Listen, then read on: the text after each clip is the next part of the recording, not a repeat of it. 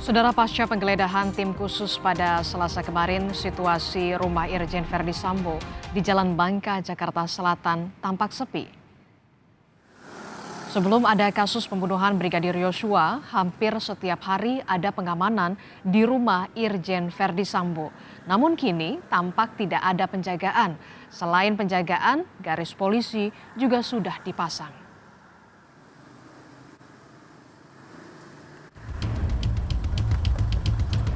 Tiga rumah Irjen Verdi Sambo, tersangka pembunuhan berencana Brigadir Yosua Huta Barat, digeledah penyidik tim khusus Polri. Sejumlah personel Brimob hingga divisi Propam berjaga di rumah Sambo yang digeledah, yakni di Jalan Duren 3, Jalan Saguling, dan Jalan Bangka, Jakarta Selatan. Penggeledahan ini merupakan langkah lanjutan dari penyidik untuk mencari bukti-bukti yang terkait pembunuhan Brigadir Yosua. Dalam kasus kematian Brigadir Yosua, tim khusus Polri menetapkan Irjen Verdi Sambo sebagai tersangka. Tadi pagi dilaksanakan gelar perkara dan tim sus telah memutuskan untuk menetapkan saudara FS sebagai tersangka. Saya ulangi, tim sus telah menetapkan saudara FS sebagai tersangka.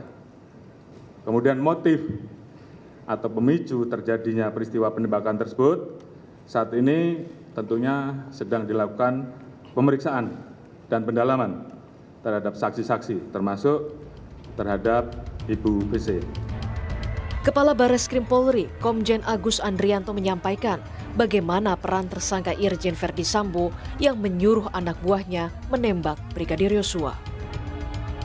Irjen Pol FS menyuruh melakukan dan menskenario peristiwa seolah-olah terjadi peristiwa tembak-menembak di rumah dinas Irjen Pol Verdi Sambo di Komplek Polri Duren 3. Berdasarkan hasil pemeriksaan keempat tersangka, menurut perannya masing-masing, penyidik menerapkan pasal 340, subsidiar pasal 338, junto pasal 55, 56 KUHP dengan ancaman maksimal hukuman mati, penjara seumur hidup, atau penjara selama-lamanya 20 tahun. Kerja tim khusus Polri belum usai. Motif pembunuhan berencana yang diduga dilakukan Irjen Verdi Sambo dan anak buahnya belum bisa disimpulkan polisi.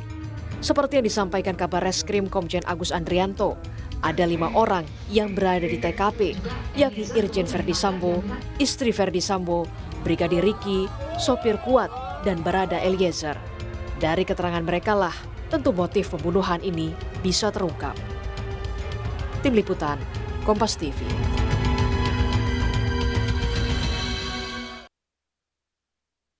Sementara itu, saudara, kendati sudah ada penetapan tersangka oleh tim khusus Polri, Komnas HAM tetap menjalankan pemeriksaan secara imparsial di kasus pembunuhan Brigadir Yosua. Pagi tadi, tim Lafor Polri datang ke Komnas HAM untuk menyerahkan hasil uji balistik.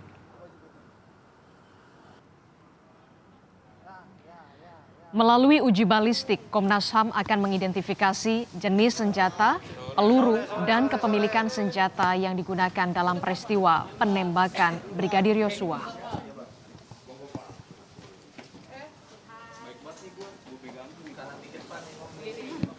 Sebelumnya, saudara, Komnas HAM memeriksa hasil temuan tim Siber Bareskrim melalui pemeriksaan 5 unit handphone. Komnas HAM menemukan substansi bukti baru melalui percakapan dalam WhatsApp Group, mulai dari grup keluarga hingga grup ajudan Sambo. Ya, kemarin dari 15 HP yang sejak awal terus beberapa waktu yang lalu dan kemarin itu hanya terkait CCTV ya. Terkait handphone. Jadi soal CCTV belum. Yang pasti temuan Komnas HAM terkait cyber, satu itu semakin membuka terangnya peristiwa. Ya, apa yang terjadi khususnya pasca peristiwa kematian. Selain memeriksa hasil uji balistik dari tim Lapor, Komnas HAM juga akan memanggil tersangka kasus pembunuhan berencana Brigadir Yosua Irjen Verdi Sambo. Pemeriksaan terhadap Verdi Sambo dijadwalkan dilakukan pada Kamis besok. Lalu bagaimana hasil pemeriksaan uji balistik Lapor di Komnas HAM? Kita akan sapa jurnalis Kompas TV Francisco Donasiano di kantor Komnas HAM. Selamat petang, Francisco. Francisco, Komnas HAM ini besok rencananya akan memanggil Irjen Verdi Sambo. Irjen Verdi Sambo sudah ditetapkan sebagai tersangka. Pemeriksaan esok untuk apa? Baik, ini sebenarnya yang menarik Adisti dan juga saudara, kenapa kemudian setelah ditetapkan tersangka oleh pihak kepolisian, bahkan Kapolri Jenderal Listio Sigit ini menetapkan tersangka terhadap Irjen Verdi Sambo dengan sejumlah pasal 340, 338, kemudian jungto pasal 5556. Tetapi kenapa masih dilakukan pemanggilan oleh Komnas HAM? Inilah kemudian yang dijelaskan oleh pihak Komnas HAM bahwa pemanggilan ini adalah tidak terkait masalah kesimpulan-kesimpulan ataupun hasil yang dipaparkan baik dari pihak lain. Dalam hal ini dari Polri.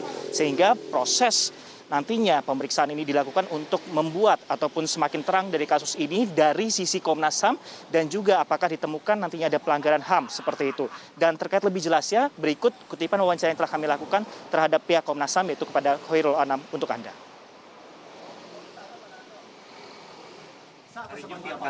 Dua-duanya kami sedang menunggu konfirmasi. Tapi rencananya Pak, Apakah di minggu ini juga Seperti yang kemarin sudah disampaikan oleh Pak Ketua maupun Pak BK dan saya, bahwa besok agendanya adalah kami berharap Pak FS, Pak Verdi Sambo, habis itu Bu Putri. Nah, sampai hari ini kami belum dapat konfirmasi detailnya. tapi keduanya diharapkan datang ke kantor Komnas HAM ya Pak? Kami berharap bisa datang ke kantor Komnas HAM. Namun demikian, jika atas pertimbangan tertentu, ya kita akan mengikuti pertimbangan yang terbaik. Baik, itulah kemudian yang tadi dijelaskan bahwa selain kemudian Irjen Verdi Sambo, Adisti dan juga saudara, nantinya Putri Chandrawati atau istri dari Irjen Verdi Sambo juga akan dilakukan pemeriksaan. Namun memang harus menunggu sejumlah hal terlebih dahulu. Memang kemudian ditekankan kenapa harus diperiksa di Komnas HAM agar untuk menjaga independensi dari kerja Komnas HAM yang terlibat secara eksternal dari internal Polri atau tim khusus yang dilibatkan oleh Polri. Nah, Putri Chandrawati ataupun juga dari Irjen Verdi Sambo ini masih belum bisa dikonfirmasi terkait waktu pelaksanaan ataupun nantinya tempat. Apakah dilakukan di Komnas HAM ataupun dilakukan di tempat-tempat lain seperti kalau yang sekarang dilakukan pemeriksaan ataupun penahanan di Makobrimob atau di lokasi lainnya. Nah, kemudian poin kedua yang juga cukup menarik adalah pembahasan dari kedatangan Lapor pada hari ini, di mana ada sejumlah hal kalau yang kami catat sebenarnya Adisti, dari hasil uji balistik yang kemudian dipaparkan dari Lapor kemudian ke Komnas HAM, ada 6 hal kemudian disampaikan. Pertama, masalah DVR, yaitu yang diinfokan dari Komnas, sebenarnya ini sudah diminta jauh-jauh hari atau sudah dijadwalkan beberapa waktu terkait masalah apakah kemudian DVR ini memang sudah rusak atau tidak rusak, dan kalau rusak kenapa. Kemudian di poin kedua adalah pemberian 1 buah unit handphone, berarti setidaknya sudah ada 16 unit handphone kemudian yang diperiksa ataupun juga diselidiki Adisti. Di poin ketiga juga ada keterangan balistik. Nah, ini yang menarik sebenarnya balistiknya adalah terkait peluru yang ada, termasuk serpihan atau gun shoot residu. Ini yang kemudian diperiksa, meskipun memang dari pihak kepolisian ini kembali lagi Adisti setelah memaparkan bahwa senjata yang kemudian digunakan atau berdasarkan keterangan dari Brigadir Richard Eliezer ini digunakan oleh Irjen Verdi Sambo. Namun kembali Komnas HAM akan bekerja secara independen meskipun sudah ada kesimpulan dari pihak lain, dalam hal ini Polri, karena tugas dari Komnas HAM di sini adalah untuk melihat bagaimana nanti perjalanan dari kasus ini secara terang benderang dari sudut pandang dari data-data kemudian yang sudah dirangkum ataupun juga dikumpulkan, termasuk keterangan dari Irjen Verdi Sambo dan Ibu Putri Chandrawati untuk melengkapi kasus ataupun juga kronologi terkait terangnya masalah ini. Dan analisa-analisa juga masih dilakukan dan berharap memang nantinya dengan ada pemeriksaan ini kesimpulan bisa ditarik dari Komnas HAM untuk dilihat ataupun juga dipaparkan ke publik. Adisti. Oke, jadi besok tersangka Irjen Verdi Sambo akan diperiksa oleh Komnas HAM. Terima kasih informasinya, jurnalis Kompas TV Francisco Donasiano.